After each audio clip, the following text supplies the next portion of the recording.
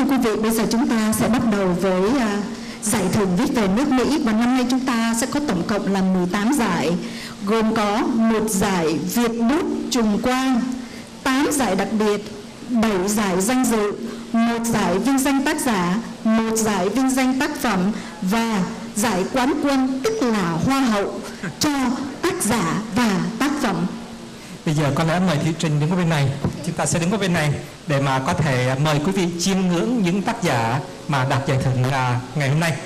Giải đặc biệt, chúng tôi xin bắt đầu với 9 giải đặc biệt năm nay thuộc về các tác giả Nguyễn Thị Hương Minh, Ngô Viết Trọng, Lê Quang Sinh, Nguyễn Thị Phi Phượng, Nguyễn Đức Trọng, Khánh Doãn, Nguyễn Văn Tới, Lại Thị Mơ, Nguyễn Diệu Anh Trình. Xin mời 6 vị tác giả có mặt ngày hôm nay lên trên sân khấu. Trước hết chúng tôi xin giới thiệu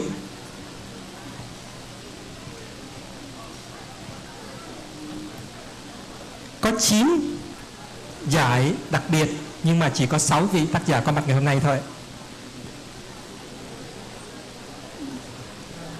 Bây giờ mình sẽ mời. We would like to invite Việt báo Editor-in-Chief Phan Tấn Hải, City Councilman Diệp Minh Trường, Tyler Diệp, ông Lê Quang Thế, tác giả giám khảo Nguyễn Viết Tâm, tác giả giám khảo Lê Tường Vi và cô Dina Dean, District Manager of Wells Fargo, chuẩn bị lên sân khấu để có thể trao giải thưởng to give the prizes to our winners. Dạ, bây giờ để bắt đầu ngay giải đặc biệt thứ nhất thuộc về tác giả Nguyễn Thị Hương Minh. Chúng tôi xin mời chủ bút Phan Tấn Hải lên trao giải cho tác giả Nguyễn Thị Hương Minh.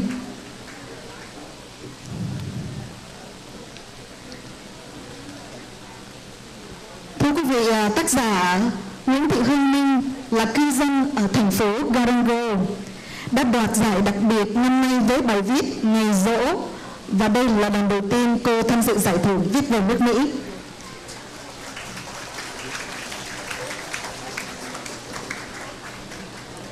The second special award this year goes to author Ngô Viết Trọng. We'd like to invite council member Diệp Minh Trường, Tyler Diệp to give the prize to author, tác giả Ngô Viết Trọng. Kính thưa quý vị, tác giả Ngô Viết Trọng về từ Sacramento, tác giả của bài viết Ảo ảnh phú quý. Ông bắt đầu tham dự Viết về nước Mỹ từ tháng 7 năm 2016. Xin cảm ơn tác giả, xin cảm ơn nghị viên. Và giải đặc biệt thứ 3 thuộc về tác giả Lê Quang Sinh, và chúng tôi xin mời đại diện của tác giả là bà Nguyễn Hoàng Anh từ Chicago về để mà nhận giải dùng cho tác giả Lê Quang Sinh. Và chúng tôi xin mời chủ nhân của tiệm phở Tàu Bay Lý Thái Tổ là ông Lê Quang Thế lên trao giải cho tác giả.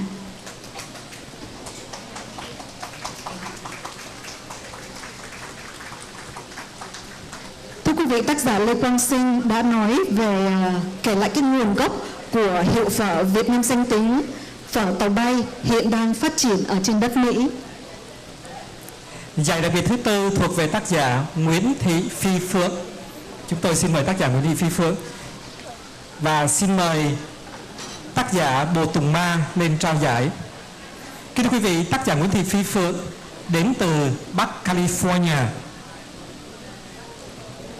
Trong những ngày đầu tiên mới khởi sự Viết về nước Mỹ năm 2000, Việt báo nhận được bài Gia đình tôi tới Mỹ của tác giả Nguyễn Thị Phi Phượng. Ngày ấy tác giả vừa định cư ở Mỹ được 4 tháng.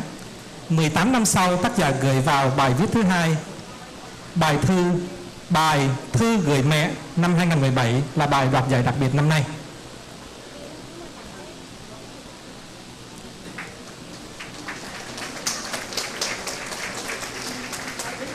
Xin cảm ơn tác giả và người trao giải. Thưa quý vị, Thủy Trinh Kỵ đã hào hứng hơn mỗi lần mà tác giả được nhận giải đó. Mình vỗ tay cho thật lớn nha. Cảm ơn quý vị. Yeah, that sounds better. Yeah. Dạ, bây giờ xin cảm ơn ạ. Cảm ơn tác giả. Xin cảm ơn tác giả. Vâng, mình vẫn ở lại ạ, ở lại sân khấu. Rồi bây giờ là giải đặc biệt kế tiếp thuộc về tác giả Khánh Doãn, là cư dân của thành phố Huntington Beach. Và mời tác giả giám khảo Lê Tường Vi lên trao giải cho tác giả Khánh Doãn. Cô Khánh Doãn là tác giả của bài viết mang chủ đề Bạn. Tác giả đã tham dự viết về nước Mỹ những lần trước từ năm 2001 và bài viết năm nay cô thắng giải với chủ đề Bạn là một tự sự tỉ tê kể về những người bạn ở Việt Nam cũng như là những người bạn đang ở trên đất Mỹ. Kế tiếp, giải đặc biệt thứ 6 thuộc về tác giả Lại Thị Mơ. Xin mời tác giả Lại Thị Mơ. Cô đến từ tiểu bang New Jersey. Và xin mời cô Dina Den, District Manager của ngân hàng Wells Fargo lên trao giải cho tác giả Lại Thị Mơ. Kính thưa quý vị, tác giả Lại Thị Mơ là tác giả của bài viết Mẹ tôi và cuộc bầu cử ở nước Mỹ. Đây là một câu chuyện về một gia đình Việt sôi nổi tranh cãi trong cuộc bầu cử tổng thống Mỹ năm 2016 với hình ảnh bà mẹ là một trọng tài tỉnh táo. Xin chúc mừng tác giả Lại Thị Mơ. Xin cảm ơn cô Dina Den. Và xin mời tất cả các tác giả thắng giải cùng tiến lên và những người trao giải nữa để chúng ta có thể có một bức hình lưu niệm. Xin mời quý vị cùng tiến lên trên sân khấu.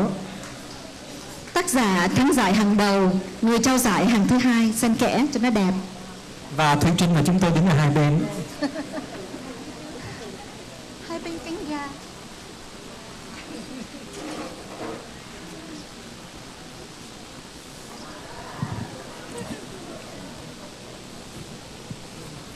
Dạ vâng, một lần nữa chúng tôi xin cảm ơn tất cả các tác giả và người trao giải.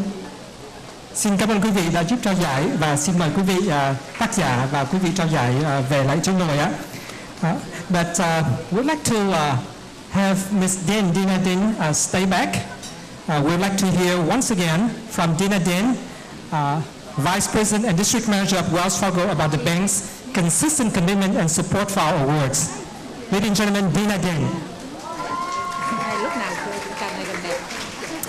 Good evening, everyone. I am really excited to be here again this year representing my company, Wells Fargo. I always really look forward to attending events like this that celebrate the Vietnamese culture and brings awareness to our history and journey. This past January, I actually had the opportunity to go back to Vietnam after many years for my brother's wedding. It's been 23 years since I've been back there, and things have really changed a lot. I have a lot of family in Vietnam, and some of them are very well off. They live in big houses that you'd find here in the States, and some of them are very poor, and they live in tiny, underdeveloped homes. But no matter who I visited and which house I was at, it didn't matter if they were rich or poor, if the house was old or new. Do you know what was the one thing that they all had in common? Everybody had Wi-Fi. So some of my families, they still have those really old toilets where you had to pour the buckets of water to get it down, and it would be right next to the hose that you'd bathe in, and even in those houses they had Wi-Fi. It was like the people there could not live without the internet. I have a lot of relatives there, as I mentioned, and I met many of them in Vietnam, and literally within the same day of meeting them, I got friend requests from all of them on Facebook. So a couple of weeks ago, actually, I received a friend request, and it was from somebody in Vietnam that I didn't know. I didn't recognize the name, but the picture of the old man and woman looked very similar to my husband. So I showed him the picture, and I asked him, hey, do you know who these people are? And he said, these are my 90-year-old grandparents. My mom has lived here in the States for 33 years, and she doesn't even know how to text. And here are my husband's grandparents who have lived in Vietnam their entire lives, and they're on Facebook at 90 years old connecting with their families across the world. I think it's so fascinating that here in the U.S., we're working so hard to preserve our culture and tradition, while back in Vietnam, our families and the people there have evolved and Americanized so quickly.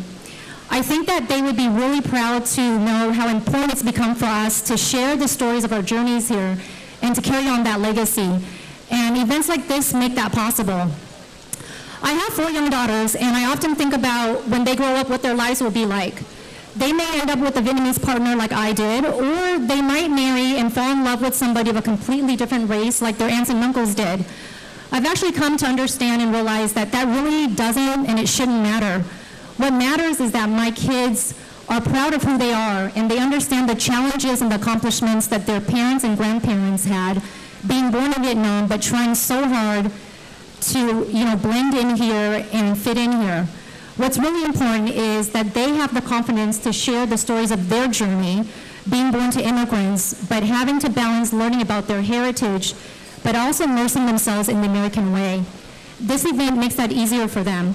So I'd like to sincerely thank Viet Ve for putting together this Writing on America event and giving many of us the platform to share our stories for others to hear and understand. It helps give my kids the appreciation and proudness to be who they are, and it also helps them be able to relate to the journeys of others who grew up here. Cảm ơn quý vị đã cho Dina cơ hội để nói chuyện và chia sẻ về những câu chuyện của gia đình của Dina. Dina hy vọng là quý vị có một buổi tối thật ý nghĩa và vui vẻ, và Dina cũng rất mong được nghe chia sẻ của tất cả mọi người ở đây. Thành thật cảm ơn. Thank you, Dina. Thank you to Wells Fargo team. Wells Fargo năm nào cũng thế gắn bó với giải thưởng Viết Về Nước Mỹ, và một lần nữa chúng tôi xin cảm ơn tri ân đến Wells Fargo cũng như là Dina Dinh đến với giải thưởng năm nay.